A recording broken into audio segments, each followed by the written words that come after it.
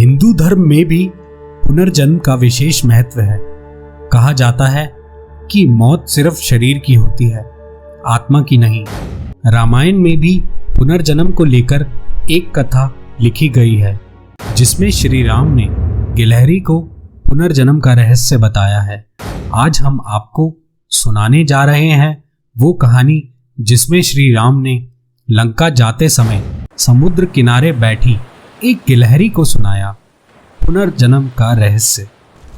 नमस्कार दोस्तों, स्वागत है आपका हमारे YouTube चैनल दी गॉड सागा में। बात उस समय की है जब श्री राम समुद्र किनारे बैठे थे और उनकी वानर सेना समुद्र पर पुल बना रही थी। तभी श्री राम ने एक गिलहरी को देखा जो छोटे छोटे पत्थर लुढ़का लुढ़का कर लाती और पुल बनने में लगा देती। गिलहरी को देख श्री राम के मन में दया भाव आ गया। उन्होंने गिलहरी को पास बुलाया और प्यार से उसके ऊपर हाथ फेरा और बोले, हे गिलहरी, मैं तुम्हारे इस कर्म से बहुत ज़्यादा खुश हूँ।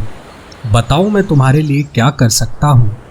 तब गिलहरी ने कहा, हे प्रभु, मुझे कुछ नहीं चाहिए, बस हो सके तो मुझे इतना बता दीजिए कि मेरा जन्म वानर रूप में क्यों नहीं हुआ। अगर होता मैं भी सेना में होती और आपकी सेना में रहकर आपके शरण में रहती। भगवान उस गिलहरी की तरफ दया से देखने लगे और उससे पुनर्जन्म का रहस्य बताना शुरू किया। उन्होंने कहा कि हर जीव मौत के बाद फिर से जन्म लेता है। इस धारणा के अनुसार कोई जीव जैसा कर्म करता है उसी के अनुसार फिर से जन्म लेता है। जन्म और मृत्यु दो अटल सत्य माने गए हैं। जो इंसान इस धरती पर जन्म लेता है उसे एक दिन इस दुनिया से जाना ही होता है। भले ही शरीर नष्ट हो जाए लेकिन आत्मा कभी नष्ट नहीं होती। वो फिर से जन्म लेती है एक नए शरीर के रूप में। नैनम छिंदंती शस्त्राणि नैनम दहती पावक, न चैनम क्लेदंतापो न शोष्यति मारुत।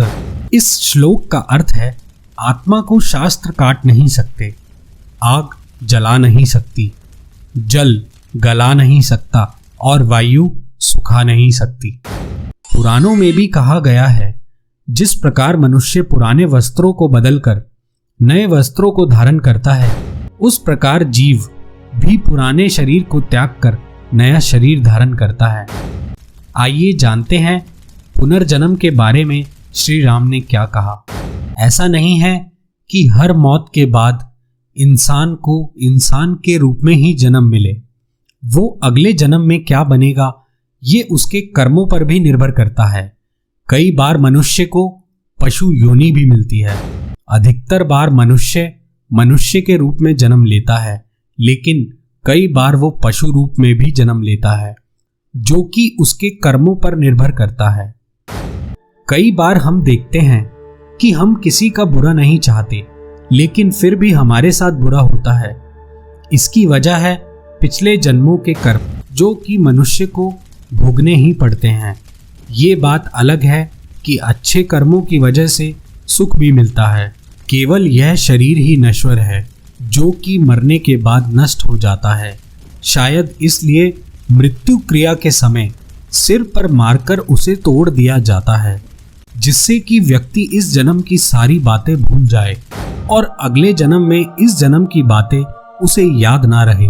उनका मानना है कि आत्मा बहुत ऊंचाई में आकाश में चली जाती है, जो कि मनुष्य की पहुंच से बाहर है, और यह नए शरीर में ही प्रवेश करती है। कहा जाता है कि मुक्ति सिर्फ मानव जन्म में ही मिलती है।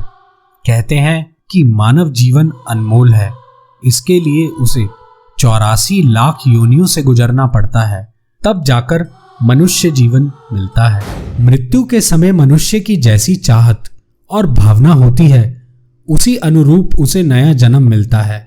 एक कथा राजा भारत की है, जो हिरन के बच्चे के मुंह में ऐसे फंसे कि अपने आखिरी वक्त में उसके ख्यालों में खोए रहे।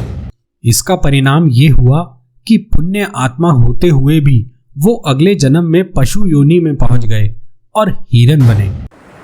सबसे चौंकाने वाला तथ्य ये है कि इंसान 7 बार पुरुष या स्त्री बनकर ये शरीर धारण करता है और उसे यह अवसर मिलता है कि वह अच्छे या बुरे कर्मों द्वारा अपना अगला भाग्य लिखे।